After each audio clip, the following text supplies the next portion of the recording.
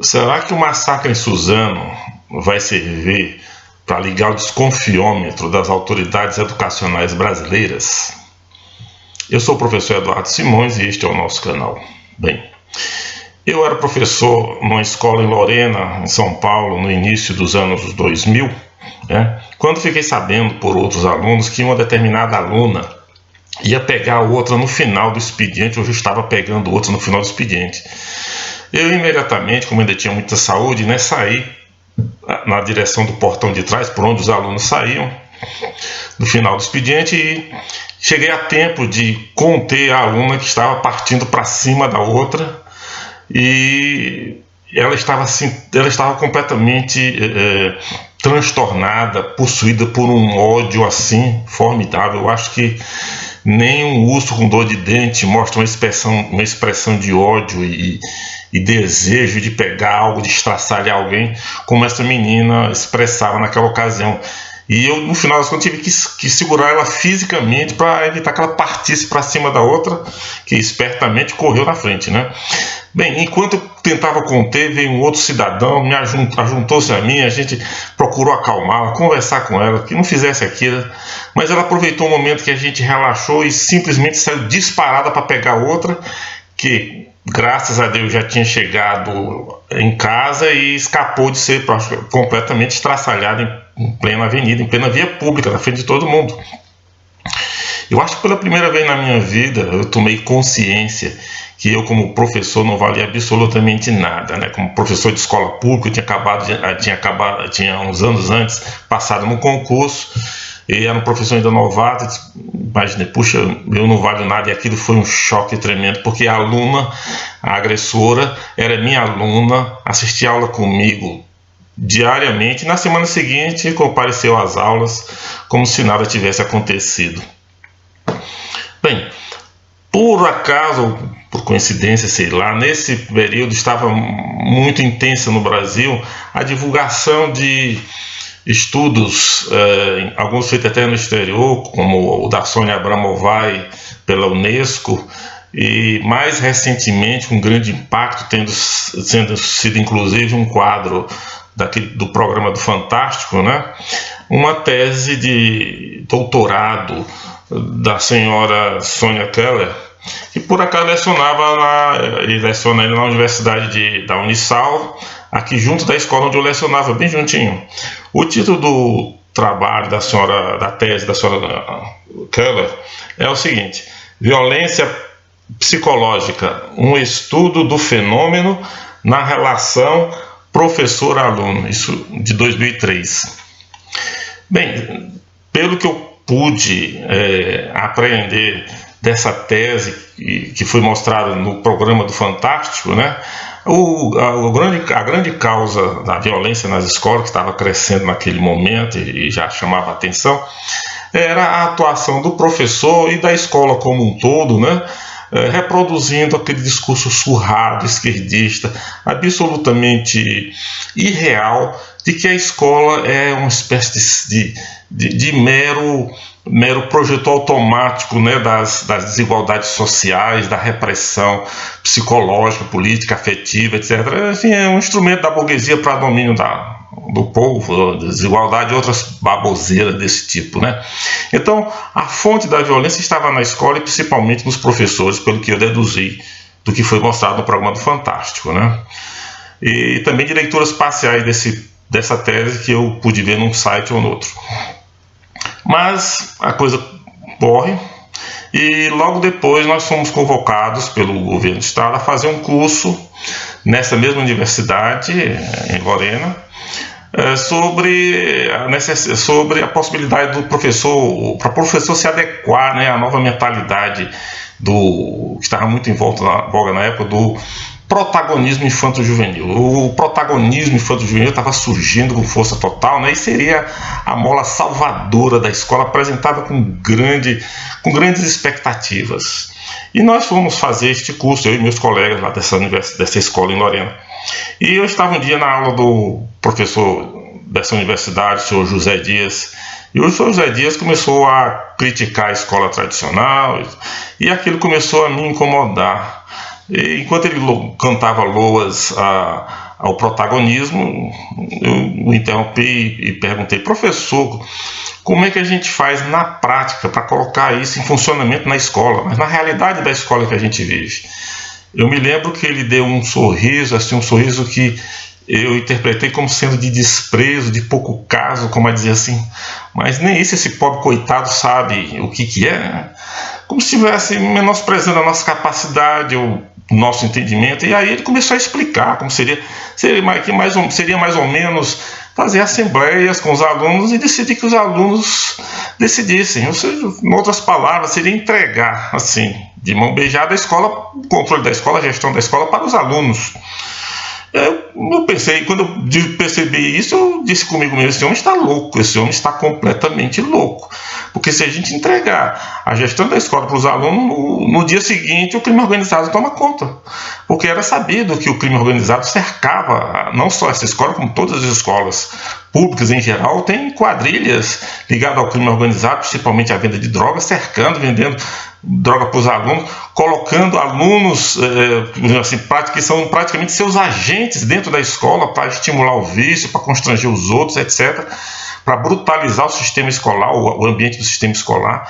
E percebi também pelos meus alunos, pelos relatos de meus alunos, que eles viviam uma realidade de terror, coisas assim abomináveis estavam acontecendo nas periferias de uma cidade pequena do interior paulista, mas que aconteciam coisas que a gente só via no noticiário das periferias, das grandes cidades.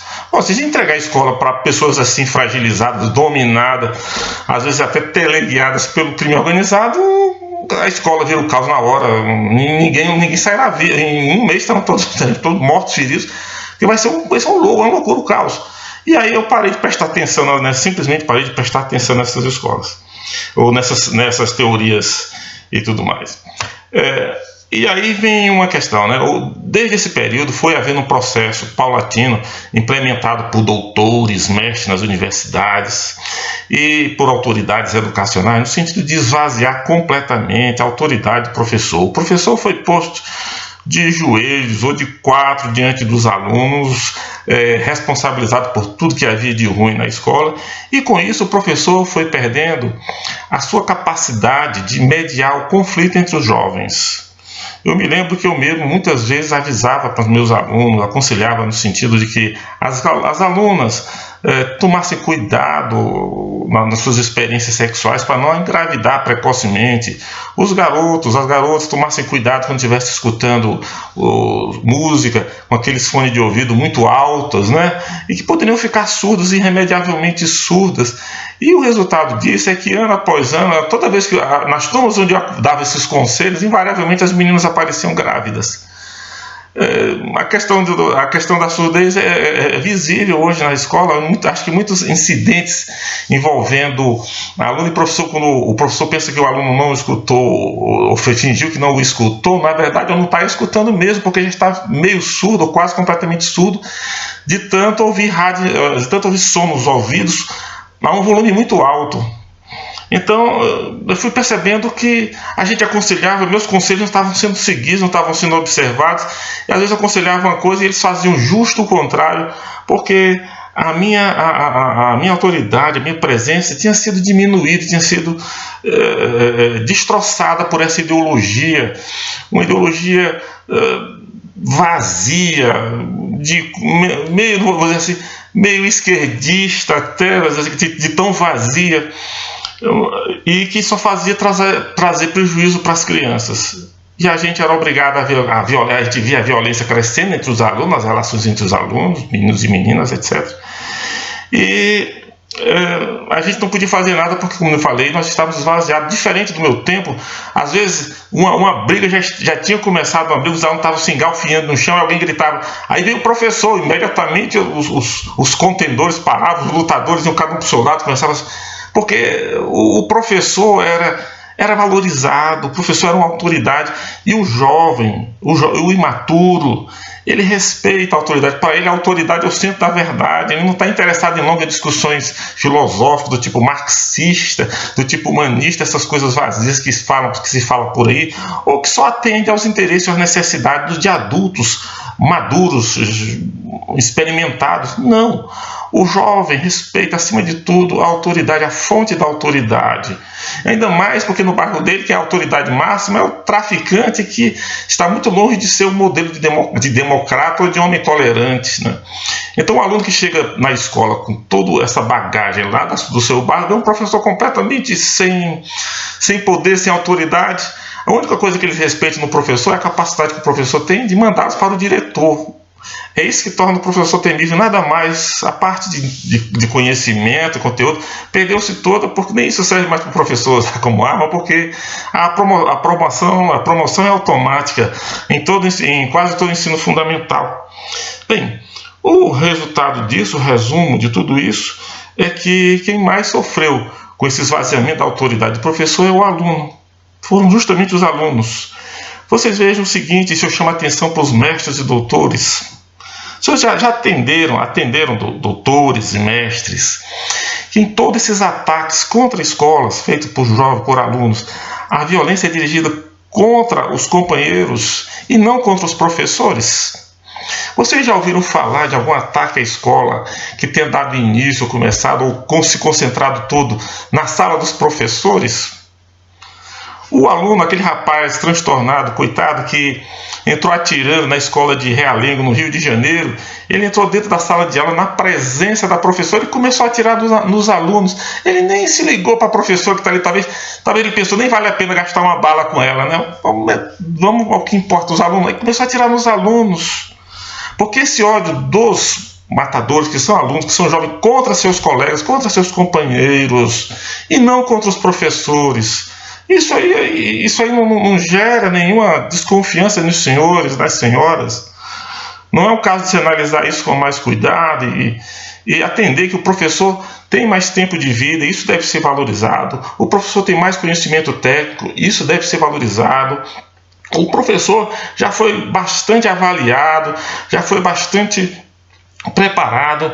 Ele pode ser um imaturo, mas nunca no imaturo, mas dificilmente um imaturo na intensidade tão grande como de um aluno que está começando, um jovem que está começando a vida. Não há como a relação escolar não ser assimétrica, ela sempre será assimétrica de alguma forma.